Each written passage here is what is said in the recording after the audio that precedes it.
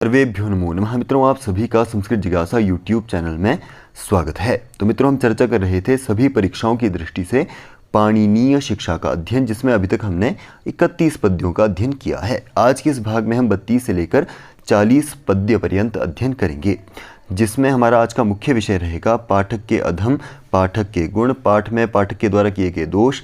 इसके अतिरिक्त इसमें आभ्यंतर और बाह्य प्रयत्नों का भी निर्देश किया गया है। तो चलिए वीडियो को शुरू करते हैं। विद्यारंभं करिष्यामि सिद्धे भवतु मे सदा। तो पाणिनीय शिक्षा के 32वें पद्य में पाठकों के अधमों को वर्णित किया गया है। तो पाठं करोति यह, सह पाठक, जो पाठ को करता है वह क्या है? पाठक है।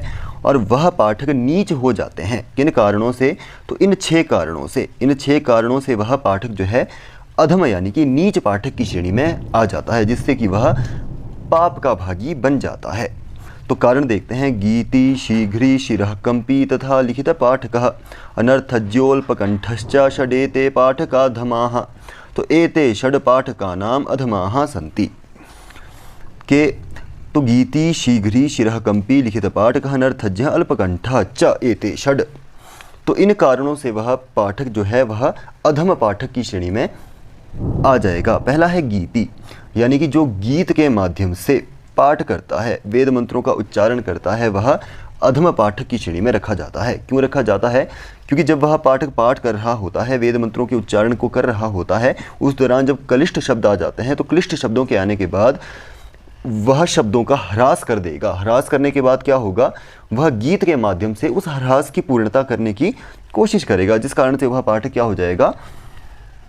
दूषित यानी कि अधम पाठक की श्रेणी में आ जाएगा। तो पहला दोष है गीत, यानी कि गीत के माध्यम से। वैसा ही शीघ्री, यानी कि शीघ्रतापूर्ण, वेग से पाठ को करना, जिससे भी हमारे बहुत सारे ऐसे वर्ण हैं जिनका ह्रास हो जाता है। अल्प प्राण का महाप्राण हो जाना, महाप्राण का अल्प प्राण हो जाना, इस तरह से वहाँ पर ह्रस्व दीर्घ प्लुत इत्यादि का भी वहाँ पे ह्रास हो जाता है। इसीलिए शीघ्रता पूर्ण पाठ करने वाला जो पाठक है, वेद मंत्रों का उच्चारण करने वाला ऐसा जो पाठक है, वह अधम पाठक कहलाता है, नीच पाठक कहलाता है। शिरः कंपी, यानी कि सिर को हिलाते हुए पाठ करना। तो सिर को हिलाना या हमारे कमर इत्यादि को हिलाना पाठ के दौरान, तो वह भी निषेध है। और यदि कोई पाठक करता है तो वह अधम पाठक की श्रेणी में रखा जाता है। अगला है लिखित पाठक, यानी कि जिसने गुरुमुख से विद्या को अधीत नहीं किया है और खुद ही लिखे हुए पाठ को पढ़ने की चेष्टा करता है, वह कैसा है? लिखित पाठक दोष से ग्रसित पाठक कहलाता है। तो ऐसा जो पाठक है वह भी अधम पाठक की श्रेणी में आ जाता है। इससे क्या होगा? उसने विद्या को अधीत नहीं किया, गुरुमुख से सुना नहीं, और फिर भी वह लिखे हुए पाठ को अपने अनुसार जैसा उसका मन है, मन चाहा पाठ वह कर रहा है, तो वह भी क्या है? अधम पाठक कहलाता है। अगला है अनर्थज्ञ, जो अर्थ को जानता है वह अर्थज्ञ कहलाता है, और जो अर्थ को नहीं जानता है वह नए प्रत्यय होकर अनर्थज्ञ कहलाता है। तो कैसे अर्थ को नहीं जानता है? तो विराम, कहाँ विराम है, कहाँ यति होनी है, पदच्छेद इत्यादि, इन सभी को जो नहीं जानता है, ऐसा पाठक भी अधम पाठक की श्रेणी में आ जाता है। क्योंकि उसमें कौन सा दोष आ जाता है? अनर्थज्ञ दोष उसमें आ जाता है। अगला है अल्पकंठश्च। अल्प यानी कि जिसका वाग यंत्र ही संकुचित हो जाए, वह क्या है? अल्पकंठ। इस दोष से वह ग्रसित हो जाता है, और जिससे क्या होता है? उसका वाग यंत्र संकुचित हो जाता है, बहुत सारे शब्द उसके अस्पष्ट हो जाते हैं, जिसमें से जो श्रावक है, पाठ को सुनने वाला है, वह भी वहाँ पर कष्ट का भागी हो जाता है। जिस कारण से ऐसे पाठ करने वाला, यानी कि अल्पकंठ, जो वाग यंत्र को संकुचित करने वाला जो पाठक है, वह भी अधम पाठक की श्रेणी में रखा जाता है। तो इस तरह से गीत गाते हुए, शीघ्रतापूर्ण, सिर को हिलाते हुए, अनधीत विद्या, वैसे ही अर्थ को बिना जाने, यानी कि विराम यति इत्यादि को बिना जाने, वैसे ही वाग यंत्र को जो संकुचित कर दे, यह सभी पाठक अधम पाठक की श्रेणी में रखे जाते हैं। तो अब पाठक गुण क्या है? तो पाठकों में वो गुण जिससे वह मोक्ष इत्यादि साधनों को प्राप्त करते हैं, तो वह क्या है? उसके बारे में बता रहे हैं कि पाठकों में होने वाले गुण, ऐसे गुण जिससे वह उत्थान, उनका उत्थान होता है, स्वर्ग इत्यादि के ऐश्वर्य से वह पूजित होते हैं। तो इसलिए बता रहे हैं माधुर्यमक्षर व्यक्ति पदच्छेदस्तु सुस्वरः धैर्यं लय समर्थंच षडेते पाठकाधमाः।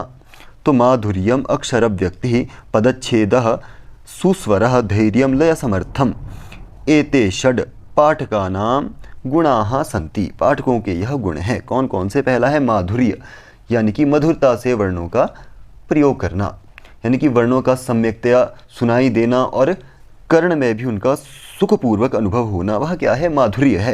यानी कि जो श्रावक है उसको भी उससे मधुरता लगनी चाहिए, ऐसा नहीं लगना चाहिए कि वह कर्कश ध्वनि के द्वारा पाठ कर रहा है। अगला है अक्षर व्यक्ति।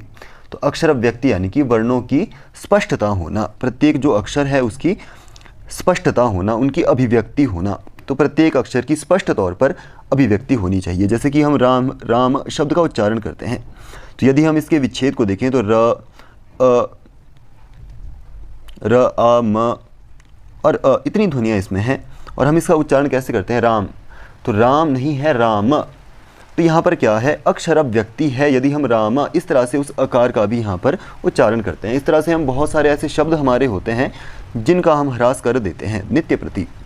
तो इसीलिए बता रहे हैं कि प्रत्येक अक्षर का स्पष्ट तौर पर उच्चारण जो पाठक करता है वह उच्च पाठक कहलाता है, वह गुणी पाठक कहलाता है। अगला है पदच्छेद, यानी कि पदच्छेद को जानने वाला, पद का विभाग यानी कि उच्च स्थान पर यति विराम इत्यादि का ज्ञान जिसको हो वह क्या है?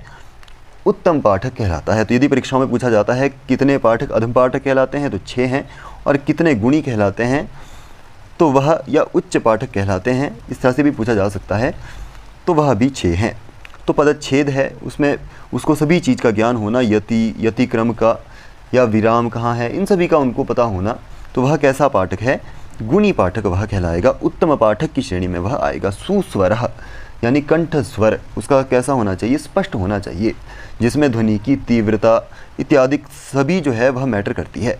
यदि वह शीघ्रता पूर्ण करता है तब तो वह क्या हो जाता है? तब तो वह अधम पाठक है। परंतु यदि वह एक सम्यक लय के तौर पे एक सम्यक गति से वह पाठ करता है तो वह सुस्वर, इस उत्तम पाठ से युक्त पाठक कहा जाएगा। अगला है धैर्यम, धैर्यतापूर्ण यानी कि वर्णों का शीघ्रतापूर्ण उच्चारण ना करना, एक ध्वनि की एक पराकाष्ठा के अनुसार ही। यदि वह आराम से पाठ कर रहा है, जैसे कि ईखेत वोर जेतवा, तो वह क्या है? धैर्यतापूर्ण, तो उसमें क्या है? धैर्यता है। परंतु वह कर देता है ईखेत वोर जेतवा, इस तरह से वह पाठ करने लगता है, तो वह क्या है? अधैर्यवान वह कहलाएगा। तो इसीलिए यहाँ पर कह रहा है कि जो धैर्यतापूर्ण यानी कि मंद गति से, जिससे कि वर्णों का उच्चारण हमारा स्पष्ट तौर पर हो, तो वह उत्तम पाठक कहलाएगा। लय समर्थम यानी कि पाठ के लय की समर्थता होनी चाहिए।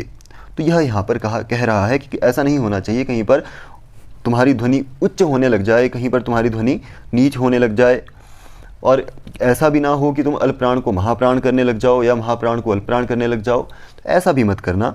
जो इन सभी को जानने वाला यानी कि इस तौर पर लय समर्थम, लय के अनुसार, लय के समर्थनता के अनुसार पाठ करता है, वह उत्तम पाठक की श्रेणी में आता है। तो एते षड पाठका नाम गुणाः सन्ति। तो कौन कौन से हैं? माधुर्य, अक्षर व्यक्ति, पदच्छेद, सुस्वर और धैर्य और लय समर्थ। तो यह क्या है? 6 पाठक के गुण हैं। अगला देखते हैं। तो आगे बतलाया जा रहा है पाठ दोष, यानी पाठ दूषित नहीं है, उस पाठ को दूषित करना। कैसे दूषित करना? इन इन कारणों से वह पाठ जो है वह दूषित हो जाता है, और दूषित होने के कारण वह अधम पाठक की श्रेणी में आ जाता है। तो ऐसे दोषों को बतलाया जा रहा है जिन कारण से ही वह अधम पाठक कहलाएगा। तो वह दोष कौन कौन से ऐसे पाठ में हो सकते हैं? शंकितम भीतम उद्घुष्टम अव्यक्तम अनुनासिकम काकस्वरम शिरसिगम तथा स्थान विवर्जितम उपाम शुदष्टम त्वरितम निरस्तम विलंबितम गदगदितम प्रगीतम निष्पीडितम ग्रस्तपदाक्षरंच वदे नदीनम न तुसानुनास्यम।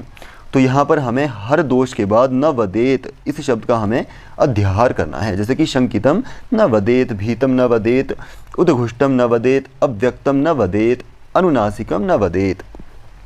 तो शंकितम पहला यहाँ पर पाठ में दोष बतलाया जा रहा है कि इसको पाठक करते हैं। शंकितम यानी कि संशय से युक्त।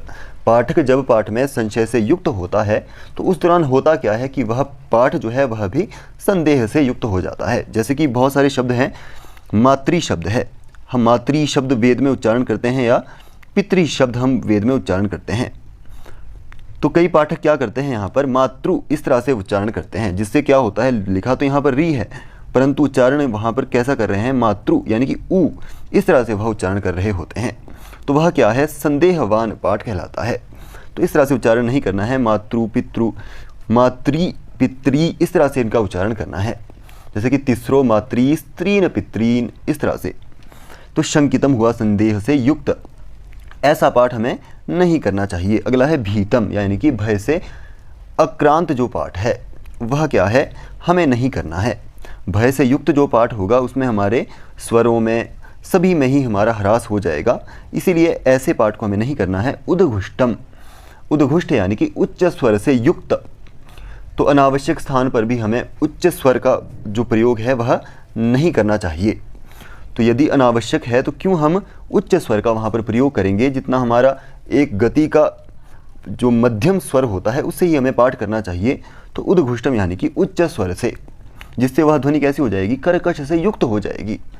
न तो श्रावक को वहाँ पर मजा आएगा और न ही वहाँ पर पाठक वही उसका आनंद उठा पाएगा, वह भी अपने वाग यंत्रों को वहाँ पर पीड़ित कर देगा। तो अव्यक्तम यानी कि अस्पृष्ट वर्णों का या अस्पष्ट वर्णों का उच्चारण करना, अस्पृष्ट या अस्पष्ट वर्णों का वहाँ पर उच्चारण कर देना।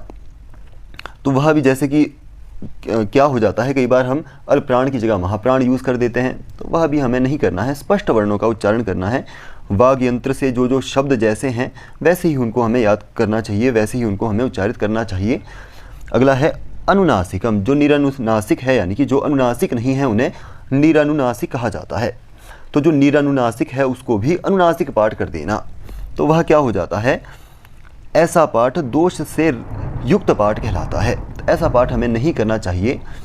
तो यह यहाँ पर वर्णन इन्होंने किया है। तो बहुत सारे ऐसे शब्द हैं, जैसे कि त्रीन शब्द को यदि हम लें तो हम त्रि ऐसे कर देते हैं, परंतु त्रीन ऐसा शब्द होगा यहाँ पर। तो त्रि में बड़ी ई की मात्रा है, तो द्विमात्रिकम दीर्घम भवति। तो इस तरह से हमें यहाँ पर पाठ करना चाहिए। त्रीन, तो त्रि की यहाँ पर पूर्ण मात्रा होनी चाहिए। तो इसको हमें अनुनासिक नहीं करना है, क्योंकि यह क्या है, निरानुनासिक है।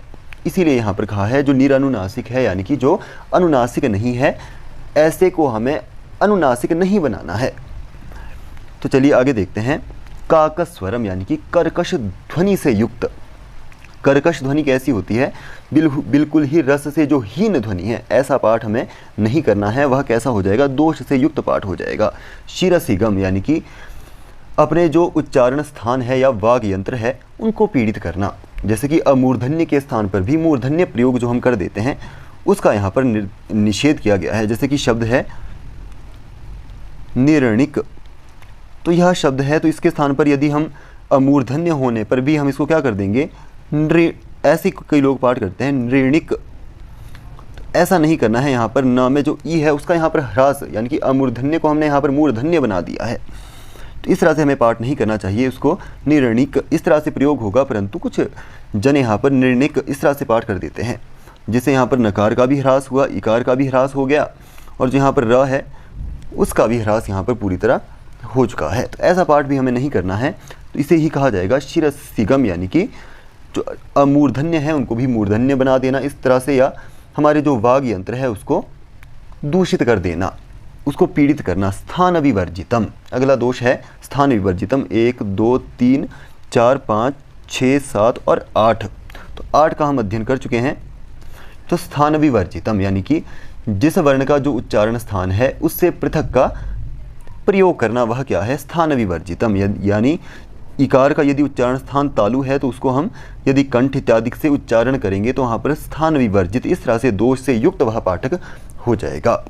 तो इसीलिए जो वर्ण का जो उच्चारण स्थान है उसका उच्चारण हमें वहीं से करना है, यहाँ पर निर्दिष्ट किया गया है। अगला है उपांशु।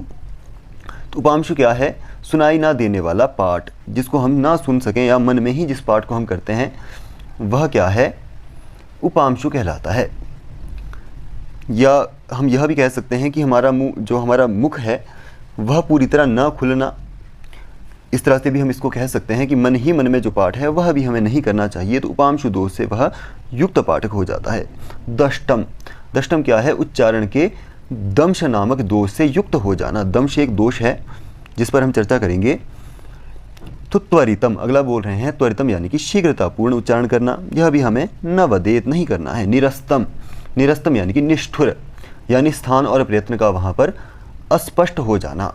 तो वह क्या है, निरस्त, इस तरह से वह दोष कहलाता है। अगला है विलंबितम, यानी कि विलंबित, विलंबित पाठ करना, एक मात्रिक द्विमात्रिक जो त्रिमात्रिक जो नियम है उसके अनुरूप पाठ को ना करना, ऐसा हमें नहीं करना है। जो एक मात्रिक है उसको एक मात्रिक ही रखना है, जो द्विमात्रिक है उसको द्विमात्रिक ही रखना है, और जो त्रिमात्रिक यानी कि जो प्लुत है उसको वैसे ही हमें उच्चारण करना है। गदगतितम, अगला है गदगतितम, जिसका अर्थ होता है स्वर भंग करना, यानी कि ऐसा उच्चारण करना जिससे स्वर का भंग हो जाए। तो वह क्या है, गदगदित, इस दोष से युक्त वह पाठक हो जाएगा।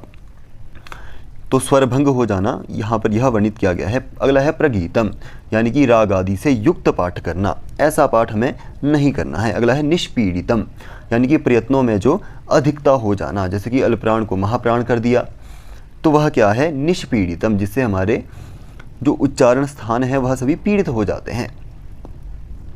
तो यहाँ पर कहा जा रहा है कि प्रयत्नों में या उच्चारण स्थान में अधिक हो जाना, जैसे कि ई को ई कर दिया गया, इसी तरह जो अल्पप्राण है महाप्राण कर दिया गया, संवार है उसको विवार कर दिया गया, वह सभी यहाँ पर दोष कहे हैं। ग्रस्त पदम और ग्रस्त अक्षरम, यहाँ पर दो बातें कही हैं। जो ग्रस्त जो पद है ऐसा हमें नहीं करना चाहिए, अक्षरों को निगल देना ऐसा हमें नहीं करना है, वह क्या है, ग्रस्त पाठ है। अगला है ग्रस्त अक्षर, यानी कि श्वास सहित का या श्वास जो हमारी शक्ति है उसका वहाँ पर अतिक्रमण हो जाना, तो वह भी हमें नहीं करना है। अगला है दीनम न वदेत, यानी कि दीनता से युक्त वर्णों का उच्चारण हमें नहीं करना चाहिए। तो यहाँ भी यह भी बात की गई है कि दीनता से युक्त ऐसा पाठ भी हमें नहीं करना है। अगला है सानुनास्यम, यानी कि जो अनुनासिक नहीं है वह क्या कहलाता है, निरनुनासिक कहलाता है। तो निरनुनासिक को भी अनुनासिक बना देना, यह पाठ हमें नहीं करना है। तो इस तरह से यह 20 बातें यहाँ पर कही हैं। शंकित, भीत, उद्घुष्ट, अव्यक्त, अनुनासिक, काकस्वर, शिरसिग, स्थान विवर्जित, उपांशु, दष्टम, त्वरित, निरस्त, विलंबित, गदगतित, प्रगीत, निष्पीड़ित, ग्रस्त पदम, ग्रस्त अक्षरंच, दीन और सानुनास्य। तो यह यहाँ पर 20 दोष बताए हैं पाठ में आने वाले कि ऐसे दोष हमें छोड़ देने चाहिए। तो चलिए आगे देखते हैं। तो आगे कह रहे हैं प्रातः पठे नित्यमुरः स्थितेन स्वरेण शार्दूल ऋतोपमेन मध्यं दिने कंठगतेन चैव चक्राह्व संकूजित सन्निभेन। तो कह रहे हैं प्रातः उरः स्थितेन शार्दूल ऋतोपमेन, यानी कि यहाँ पर बताया गया है कि यज्ञ में कैसे हमें उच्चारण करना है, वेद मंत्रों का कैसे हम उच्चारण करें। प्रातःकालीन जो यज्ञ है उसमें कैसे वेदों के मंत्रों का उच्चारण होगा, मध्यकालीन जो यज्ञ है उसमें वेद के मंत्रों का उच्चारण कैसे होगा, वैसे ही सायंकालीन जो यज्ञ है उसमें हमें वेद के मंत्रों का उच्चारण कैसे करना है। तो बता रहे हैं प्रातः उरः स्थितेन शार्दूल ऋतोपमेन, यानी कि प्रातःकालीन जो यज्ञ है उसमें उरः स्थित, यानी कि वक्षस्थल में जो स्थित या हृदय में जो संस्थित, शार्दूल ऋतोपमेन, यानी कि सिंह के हुंकार के समान, सिंह की जो हुंकार है उसके समान हमें वेद मंत्रों का उच्चारण करना चाहिए, ऐसा हमें अध्याहार यहाँ पर करना है। तो कह रहे हैं कि प्रातःकालीन जो यज्ञ है उसमें वक्षस्थल में जो स्थित हुंकार है, किसके तुल्य, सिंह के तुल्य जो हुंकार है उसके समान हमें पाठ करना चाहिए वेद मंत्रों का। अगला कह रहे हैं मध्यम दिने चक्राह्व संकूजित सन्निभेन कंठगतेन चैव नित्यम पठेत, इस तरह से यहाँ पर अन्वय होगा। तो मध्यम दिने यानी कि मध्य दिन के मध्य भाग में होने वाला जो मध्याह्न यज्ञ है उसमें चक्राह्व संकूजित सन्निभेन, चक्रवाक या चकवा पक्षी की कूक जैसी होती है उसके तुल्य हमें कंठगतेन, कंठ के द्वारा नित्य पाठ करना चाहिए। तो दो बातें यहाँ पर कही हैं। पहला कहा है प्रातःकाल में जो यज्ञ है उसके समय सदा ही वक्षस्थल में जो स्थित सिंह की हुंकार के तुल्य जो ध्वनि है उसके अनुसार हमें वेद मंत्रों का उच्चारण करना चाहिए। और वैसे ही मध्यम दिने यानी कि दिन के मध्य भाग में होने वाला जो मध्याह्न यज्ञ है उसके समय चकवा पक्षी की कूक के समान कंठ से हमें पाठ करना चाहिए। तो यह यहाँ पर दो बात कही है। तीसरा रहता है सायंकालीन जो यज्ञ है उसके बारे में बता रहे हैं तारंतु विद्यात् सवनं तृतीयं शिरोगतं तच्च सदा प्रयोज्यं मयूरहंसान्यभृतस्वराणां तुल्येन नादेन शिरस्थितेन। तो आगे कह रहे हैं तृतीयम सवनम, यानी कि जो सायंकालीन सवन है, यज्ञ है। मयूर हंसान्यभृतस्वराणाम तुल्येन शिरस्थितेन नादेन। पहला यहाँ पर यह अन्वय होगा। तो पहले कह रहे हैं कि तृतीयम सवनम यानी कि जो तृतीय सवन है कैसा है, तारम यानी कि जो रात्रिकालीन या सायंकालीन जो यज्ञ हैं उसके समय हमें मयूर हंसान्यभृत स्वराणाम, मयूर हंस कोयल की जो कूक है उसके स्वर के अनुरूप शिरः स्थितेन, जो हमारे मूर्धा इत्यादि मूर्धा स्थान है, ऊर्ध्व शिर भाग जो है हमारा उसमें स्थित तुल्येन नादेन, उसके तुल्य हमें पाठ करना चाहिए।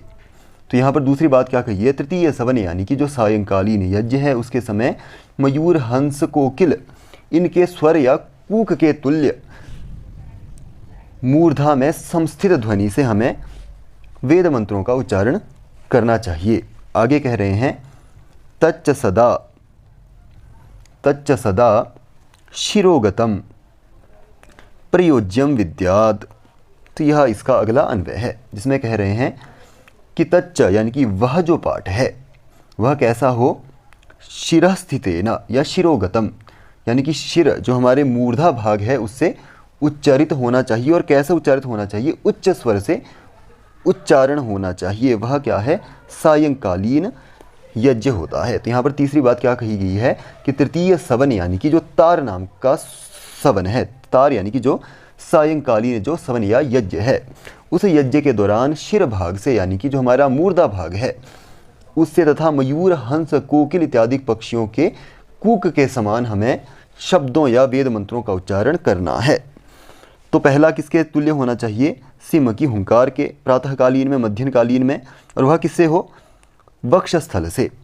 दूसरा कह रहे हैं कि कंठ से हो और कैसा हो, चकवा पक्षी के अनुरूप। तीसरा कह रहे हैं कि तारम यानी कि सायंकालीन जो यज्ञ है उसमें शिरस्थितेन जो हमारा मूर्धा भाग है उससे उच्चारित होना चाहिए। तो पहला क्या कहा, उर यानी कि उरस्थितेन, दूसरा कंठस्थितेन और तीसरा शिरस्थितेन। और किसके समान, मयूर हंसान्य भृतस्वराणाम, मयूर हंस है या अन्य यानी कि कोकिल इत्यादि जो पक्षी है उनके नाद के अनुरूप हमारा नाद हो। और वैसा ही हमें उच्च स्वर में यानी कि वह जो मूर्धा से उच्चारित ध्वनि है वह उच्च स्वर में हमें कहनी चाहिए, ऐसा हमें जानना चाहिए, ऐसा यहाँ पर कहा गया है।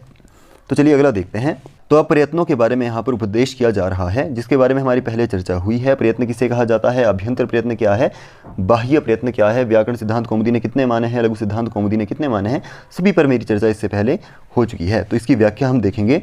अचोस्पृष्टा यणस्त्वी षण्नेम स्पृष्टाः शलः स्मृताः शेषाः स्पृष्टाः लः प्रोक्ता निबोधानुप्रदानतः। तो यहाँ पर कहा जा रहा है अचः अस्पृष्टाः यणः तु ईशत, नेम स्पृष्टाः शलः स्मृताः शेषाः हलः स्पृष्टा प्रोक्ता अनुप्रदानतः निबोध। इस तरह से यहाँ पर अन्वय होगा। तो अचः अस्पृष्टाः अभ्यंतर प्रयत्नों के बारे में बताया जा रहा है। स्पृष्ट, ईश स्पृष्ट, ईषद विवृत, विवृत और संवृत, इस प्रकार से 5 प्रकार के व्याकरण लघु सिद्धांत कौमुदी में बताए हैं। व्याकरण सिद्धांत कौमुदी में 4 है, स्पृष्ट, ईश स्पृष्ट, विवृत और संवृत। तो जिसको लघु सिद्धांत कौमुदी में ईषद विवृत बताया है उसको ही व्याकरण सिद्धांत कौमुदी में विवृत प्रयत्न माना है। तो इस पर भी चर्चा हम देखेंगे। तो अचों का अस्पृष्ट यानी कि जो स्पृष्ट ना हो तो उन्होंने विवृत प्रयत्न, विवृत मुष्मणाम स्वराणाम च, तो इन्होंने स्वरों का विवृत प्रयत्न माना है। जो स्पृष्ट ना हो वह क्या है, अस्पृष्ट। विवृत प्रयत्न इन्होंने माना है किसका, अचों का। अगला लिख रहे हैं ईशत तु यणः यानी कि ईश स्पृष्ट यण प्रत्याहार में आने वाले वर्णों का होता है। ईश स्पृष्ट मंतस्थानाम, तो य र ल व यह अंतस्थ वर्ण कहलाते हैं। उनका कौन सा आभ्यंतर प्रयत्न होगा, ईश स्पृष्ट मंतस्थानाम। आगे लिखते हैं नेम स्पृष्टाः शलः स्मृताः, नेम यानी कि अर्धस्पृष्ट इन्होंने माना है शल प्रत्याहार में यानी कि ऊष्म वर्ण श श स ह। तो इसको ही लघु सिद्धांत कौमुदी में ईषद विवृत मूष्मणाम, तो इसको ही जो लघु सिद्धांत कौमुदी है उन्होंने ईषद विवृत माना है। और बात करें व्याकरण सिद्धांत कौमुदी की तो उन्होंने इसको भी विवृत ही माना है। तत्र स्पृष्टम प्रयत्नम स्पर्शाणाम ईश स्पृष्ट मंतस्थानाम विवृतमूष्मणाम स्वराणाम च, विवृत उन्होंने स्वरों का भी माना है और जो ऊष्म वर्ण है उनका भी माना है, परंतु इसने क्या माना है, अर्धस्पृष्ट इसको माना है। अगला देखते हैं शेषाह हलह, और जो हल वर्ण है यानी कि वर्गीय जो कु चू टू तू पू, यह 25 वर्ण है। क वर्ग में आने वाले, च वर्ग में आने वाले, ट वर्ग, त वर्ग, प वर्ग, इन सभी में आने वाले जो 5-5 प्रत्येक वर्ग में आने वाले वर्ण हैं, यह 25 वर्णों का स्पृष्ट प्रयत्न होता है। इसको ही व्याकरण सिद्धांत कौमुदी में लिखा है तत्र स्पृष्टम प्रयत्नम स्पर्शाणाम, तो यह सभी स्पर्श वर्ण कहलाते हैं। कादयो मावसानाः स्पर्शाः, क से लेकर जो प तक यह वर्गीय 25 वर्ण हैं उनको ही स्पर्श वर्ण कहा जाता है, तो उनका स्पृष्ट प्रयत्न उन्होंने माना है। आगे कहते हैं अनुप्रदानतः निबोध, अब बाह्य प्रयत्नों को बोधित हम करवाएंगे, इस तरह से अब यहाँ पर बतलाया जा रहा है। तो यह क्या था, अभ्यंतर प्रयत्न। तो पहला क्या था, अस्पृष्ट यानी कि विवृत, वह किसका था, अच का, यण का ईश स्पृष्ट था, और अर्धस्पृष्ट माना है शलों को। वैसे ही जो हल है उनको स्पृष्ट माना है। इस तरह से यहाँ पर वर्णन किया गया है। तो चलिए आगे देखते हैं। यमो नुनासिका न हरौ नादिनो हजशः स्मृताः ईशन नादा यणो जश्च श्वासिनस्तु खफादयः। तो आगे वर्णन कर रहे हैं यमो अनुनासिका न हरौ यानी कि न, यह अनुनासिक वर्ण कहलाते हैं। न हरौ यानी कि ह और र, यह दोनों वर्ण अनुनासिक नहीं है, निरनुनासिक कहे हैं इन्होंने। यहाँ पर यह स्पष्ट कर दिया है कि जो यह वर्ण है यम गण न, वर्ग के पंचम वर्ण जो कहलाते हैं वह अनुनासिक है, न कि ह और र, यह कैसे हैं, निरनुनासिक वर्ण इन्होंने कहे हैं। तो नासिक यह है यम वर्ण और निरनुनासिक ह और र यह वर्ण है। ह और झष प्रत्याहार में आने वाले वर्ण को इन्होंने नाद माना है। झष प्रत्याहार में कौन कौन से वर्ण आते हैं, वर्गीय चतुर्थ वर्ण जो हैं, जैसे कि घ, झ, वैसे ही ढ, ध, भ, यह सभी जो चतुर्थ वर्ण है यह सभी नाद वर्ण इन्होंने कहे हैं। और बात करें लघु सिद्धांत कौमुदी की, तो वहाँ पर इन्होंने लिखा है खरो विवारा श्वासा अघोषाच हषा संवारा नादा घोषश्च। हर्ष प्रत्याहार में आने वाले वर्ण, हर्ष प्रत्याहार में कौन कौन से वर्ण आते हैं, वर्गीय तृतीय चतुर्थ और पंचम वर्ण और अंतस्थ वर्ण, यह सभी क्या कहलाते हैं, संवार, नाद और घोष कहलाते हैं। तो इन्होंने नाद किसको माना है, हकार को, और वैसे ही झष प्रत्याहार में यानी कि वर्गीय जो चतुर्थ वर्ण है उनको उन्होंने नाद माना है। ईशन नादा यणो जश्च, यण प्रत्याहार में आने वाले जो अंतस्थ वर्ण है और जश प्रत्याहार में आने वाले जो वर्गीय तृतीय वर्ण है, यह क्या है, वर्ग के तृतीय वर्ण ग, वैसे ही ज, वैसे ही ड, वैसे ही द और वैसे ही भ, ब, इस तरह से जो वर्गीय तृतीय वर्ण है उनका ईशन नाद उन्होंने माना है। तो इसको भी यदि देखा जाए लघु सिद्धांत कौमुदी या व्याकरण सिद्धांत कौमुदी में हषा संवारा नादा घोषश्च, इसको भी उन्होंने यही माना है, संवार, नाद और घोष, क्योंकि वर्ग के तृतीय चतुर्थ पंचम और अंतस्थ वर्ण क्या कहलाते हैं, संवार, नाद और घोष वर्ण कहलाते हैं। आगे कह रहे हैं श्वासिनस्तु खफादयः, यानी कि ख, फ, छ, ठ, थ, यह जो वर्गीय द्वितीय वर्ण है उनका इन्होंने श्वास प्रयत्न माना है। और इसी को ही खयाम यमाः खयः कप्पौ विसर्गः शर एव च एते श्वासानुप्रदाना घोषाश्च विवृण्वते, इन सभी का इन्होंने यानी कि खय प्रत्याहार में आने वाले वर्ण, यम, उनके ही खय प्रत्याहारों में आने वाले वर्णों के यम, कप्पौ यानी कि जो जिह्वामूलीय और उपधमानीय विसर्गे हैं, अनुस्वार है, विसर्ग है, इन सभी का उन्होंने विवार, श्वास और अघोष प्रयत्न माना है। तो यहाँ पर बात करें, उन्होंने श्वास माना है वर्गीय द्वितीय को। आगे कह रहे हैं ईशत श्वासांश्चरो विद्यात, यानी कि ईशत श्वास चर प्रत्याहार में आने वाले वर्णों को, यानी कि च ट त क प श श स, यह सभी वर्ण यानी कि वर्गीय जो प्रथम वर्ण है और जो श श स, यह तीन वर्ण है। यह क्या माना है इन्होंने, ईशत श्वास, इनको भी जो व्याकरण सिद्धांत कौमुदी है या लघु सिद्धांत कौमुदी है, इनको भी इन्होंने विवार, श्वास और अघोष यह माना है। वर्गीय जो प्रथम वर्ण होते हैं, प्रथम और द्वितीय वर्ण, वर्ग के प्रथम और द्वितीय वर्ण और उनके यम, जिह्वामूलीय, उपधमानीय विसर्गे या विसर्जनीय विसर्गे और अनुस्वार, जो अनुस्वार है, इन सभी का वर्णन जो प्रयत्न है उन्होंने